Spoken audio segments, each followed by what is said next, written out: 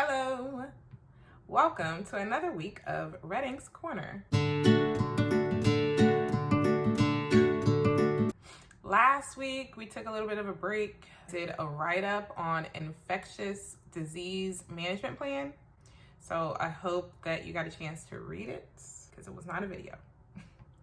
This week we are going to bust 3 myths on resumes. There's a ton of myths out there, but I'm going to do 3 for the sake of the length of this video. Resumes should be no longer than a page. All right, so you probably was told this in high school by like your high school guidance counselor that nobody wants to read a lengthy resume, which is probably true. Straight out of high school, going into your first job, you don't have enough experience to make your resume longer than a page. The truth is, your resume should be based on relevant work experience. Whatever job you are applying to, you should list every relevant skill that you have ever done, ever got paid for. And that paid for could be in volunteer hours or actual compensation, but you should put relevant work experience on your resume. And so if that is a page, 2 pages, 5 pages, so be it. If you're applying to a VP position, a director of operations, your resume is expected to be at least 5 pages long. Don't let anybody tell you that your resume should be a page, and if it's longer than a page, it's a bore fest. That's not true. It's a bore fest if you're listing every single thing in there that has nothing to do with the job that you're applying for. Please don't do that. Don't put your dog walking job in there if you are applying to work at Nassau. Nassau does not care about Fluffy and the great customer service that you provided to Fluffy. Use buzzworthy words. Please don't do this. I mean, don't overly do this.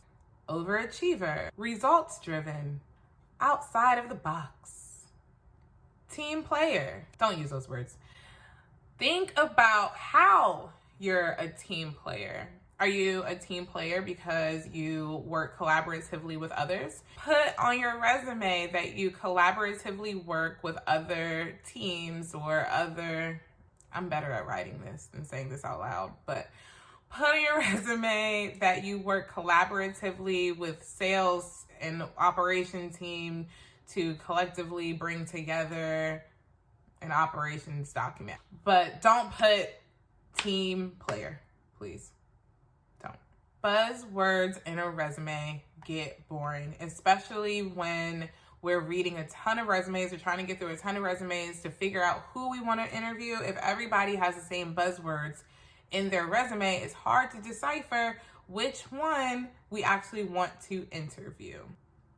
Write a general resume so that you can apply to multiple jobs with this one resume, or so that you can come across looking flexible. Don't do this. Don't do this for several reasons. You don't want to write a general resume because you won't stand out. A lot of online sites will have resume templates to download and they'll have canned language in it. Some people will use that canned language and think that this is perfect for the job that they are applying to. You want to make your resume stand out. While making your resume stand out, you still want to make it marketable for the job that you are applying to. So use the job description of the job that you're applying to and prove what you have done in your past experience that makes you a candidate for this job. They're seeking someone who has experience with Microsoft Word. Don't just put on your resume, has experience with Microsoft Word.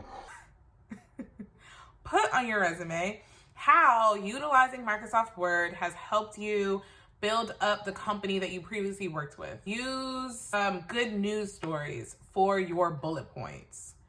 That is how you stand out amongst all the other applicants and all the other basic resumes. Don't be basic.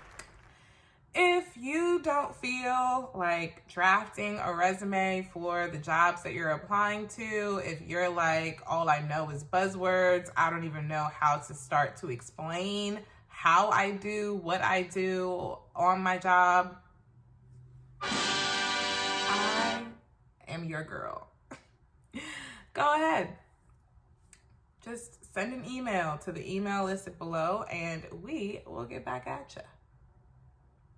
This concludes the Red Ink Corner of the week. I am now posting these videos on YouTube. I did not post the first Red Ink Corner that I did on YouTube because I recorded it vertically. It doesn't look pretty. It does not look pretty at all on there. So I think this is where I say hit the subscribe button. So hit the subscribe button, please. I would very much so appreciate it. Thanks.